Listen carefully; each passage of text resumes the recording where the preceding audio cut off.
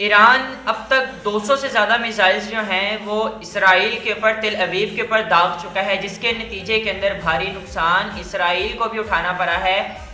100 سے زیادہ جو ہے اسرائیل کے سپاہی اب تک ہلاک ہو چکے ہیں، فوجی ہلاک ہو چکے ہیں، اور 7 کے قریب جنرلز جو ہیں وہ ہلاک ہو چکے ہیں، جو کہ ایک ٹارگٹ کیا تھا ایران نے۔ ان کی کیبنٹ میٹنگ جہاں پر ہو رہی تھی وہاں پہ 7 جنرلز جو ہیں وہ ہلاک ہوئے ہیں۔ اور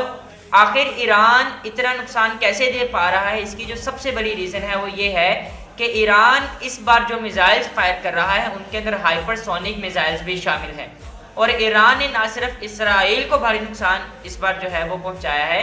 بلکہ مڈل ایسٹ کے اندر موجود جو یو ایس کے بیسز ہیں، چاہے وہ دبئی کے اندر ہیں، یو اے ای کے اندر ہیں، سعودیہ کے اندر ہیں، یا دوسری کنٹریز کے اندر ہیں، ان کو انہوں نے نشانہ بنا کے جو ہے وہاں پر بھی بھاری بھرکم نقصان جو ہے وہ یو ایس کو بھی اٹھانا پڑا ہے۔ آفیشیل نیوز جو کہ ایران کے ڈیفنس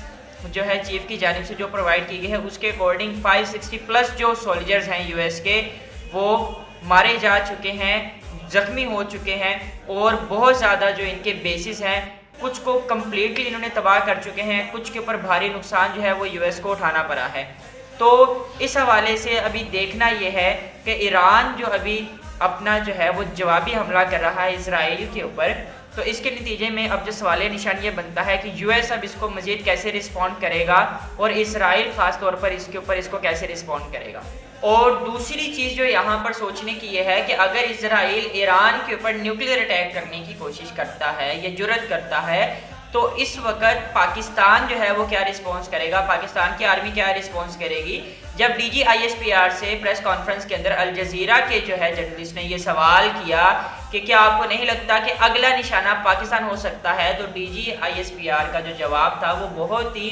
ایک کانفیڈنٹ ان کا آنسر تھا کہ ہم اس بات سے بالکل بھی تشویش نہیں ہے کہ اگر وہ اگلا ٹارگٹ پاکستان بھی ہوتا ہے تو دنیا کو یہ سوچنا پڑے گا، ان کو یہ سوچنا پڑے گا کہ Pakistan is established nuclear power, اور ایک اسٹیبلشڈ نیوکلیئر پاور کے اوپر حملہ کرنے کا مطلب کیا ہوتا ہے، اس کے سنگین نتائج کیا ہوتے ہیں، وہ صرف وہ ممالک ہی نہیں بلکہ پوری دنیا کو بھگتنے پڑتے ہیں۔ تو اگر وہ اس چیز کو ٹیسٹ کرنا چاہتے ہیں تو وہ ٹیسٹ کر سکتے ہیں۔ وی آر فلی پریپیئرڈ، اور ابھی تک دنیا نے اس طرح کا کوئی بھی ایکسپیریمنٹ نہیں کیا، لیکن اگر یہ کرنا چاہتے ہیں تو دے کین۔ تو یہ ایک بہت ہی بولڈ ایک سٹیٹمنٹ ہے۔ تو اس حوالے سے آگے کیا ہونے جا رہا ہے، یہ ایک بہت ہی اہم آگے کچھ چند لمحات ہوں گے، چند جو آگے آنے والے گھنٹے ہیں وہ بہت ہی اہم ہوں گے۔ اسرائیل کا خاص کر اس کے اوپر کیا رسپانس ہوگا ایران کے اس حملوں کے اوپر، آخر وہ بھی خاموش نہیں بیٹھے گا، یو ایس بھی خاموش نہیں بیٹھے گی، تو آگے ماحول کس طرح کا بنے گا وہ بھی ایک سب سے اہم جو ہے وہ ایک پہلو ہے۔ تو